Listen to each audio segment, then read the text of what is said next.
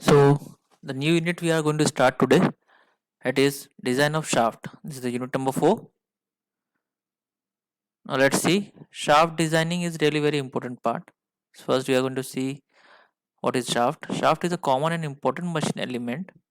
This is how the shaft looks like. This is shaft having different types of shaft we are having. It is a rotating member having a circular cross section and is used to transmit power. Sometimes square also we will get, but mostly we are going to use a circular type. The shaft may be hollow or solid.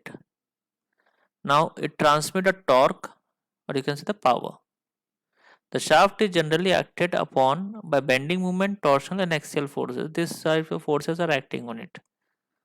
Axial is a non-rotating member used for supporting rotating wheels. It's a type of shaft only, but its work is what? To support a rotating wheel and to do not transmit any torque. This is how the axial look like. Okay, and a spindle is a short shaft that imparts motion either on a cutting tool or to a workpiece. Let's see this thing. Okay, this is a spindle. You can see this. I have given a very simple example for a spindle. Lathe spindle we are having and some other excel spindle. So most of the time it has been asked, it is what is the difference between axle, spindle and a shaft. So you can give this difference here. So types of shaft we are going to have two types mainly. There are so many types, but I am explaining two types: transmission shaft, machine shaft, spline shaft, and counter shaft. So transmission shaft which is used in transmission, machine shaft which is used in machine, and spline shaft which are used in gears, and counter shaft is a small shaft which is used here. So the design consideration for shaft is what? It is basically based on two things: design based on strength, in which the stress set at any location the which should not exceed to the material yield stress is being considered, that is the twisting moment and all. And for twisting, for that is for stiffness we use the rigidity. Okay, now the shaft design based on the strength basis. So to design a shaft based on the strength, we use these equations here. We know in SOM we have learned this equation, that is T upon J is equal to tau upon R. Now torque is what? T is what? The twisting moment. J is what? The polar moment of inertia. Tau is the shear, torsional shear stress. R is the distance from the neutral axis, which is d by 2. Okay, this is clear. Now next thing is what? Just put these values here. J is equal to what? Pi by 32 d s to 4. And if you put this value in the above equation, what we will get? That is T upon pi by 32 d raised to 4 equal to tau upon d by 2. So T is equal to this equation which we have already seen in the song. So this is the torque. Torque is equal to pi by 16 tau dq. Now this equation we get here for the round shaft. If the shaft is hollow, then what will happen? The polar moment of inertia will be pi by 32 do raised to 4 minus dr raised to 4. Based on this, R will be what? Do by 2. Now do and di is the outside and inner diameter. Put the value, you will get the another equation for torque, that is a twisting moment, that is T is equal to power 16 tau du raised to 4 minus dr raised to 4 by du. This is how you get these things here for the solid shaft and for the hollow shaft. This is for hollow, this is for solid. Now we use sometime K also for relation, but I am not going to do that. So just think here, for K it is being shown here. If you are going to key, I have shown here, but it's not recommended to use this part. The previous formula is very good. For same twisting movement,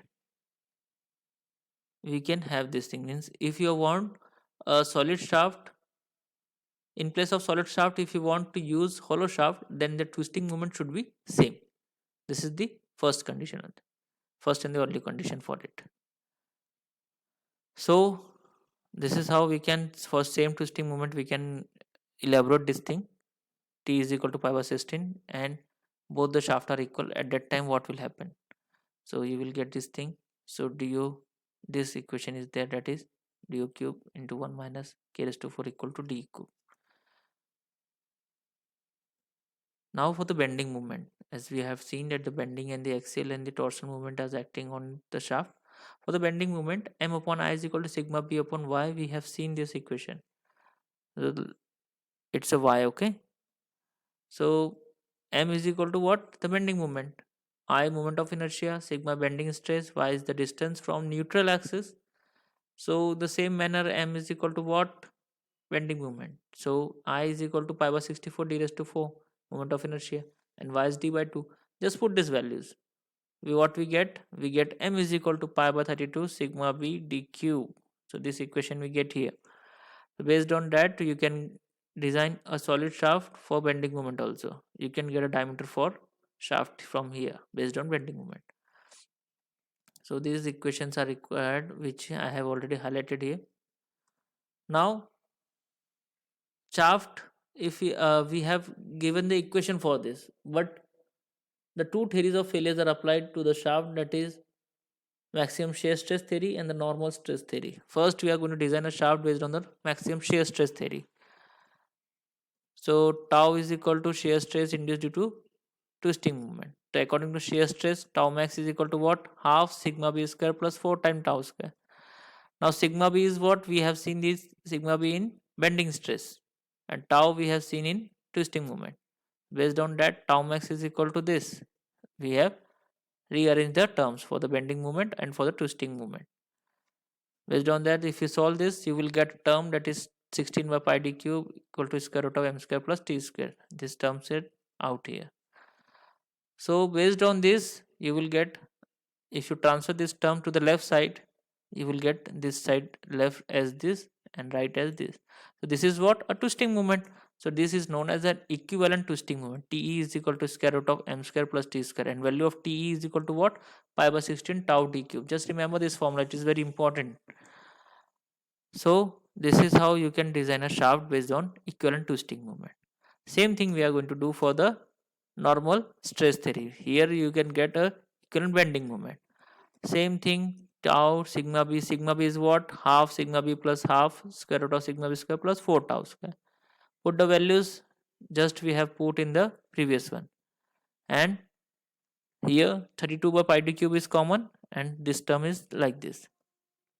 Transfer to the left side. So right side is this and left side is this. This is what? M. Okay. But sigma max is there. That's why ME we have written here. ME is what? The equivalent bending moment. And the equivalent bending moment value is what? Pi by 32 sigma b d cube.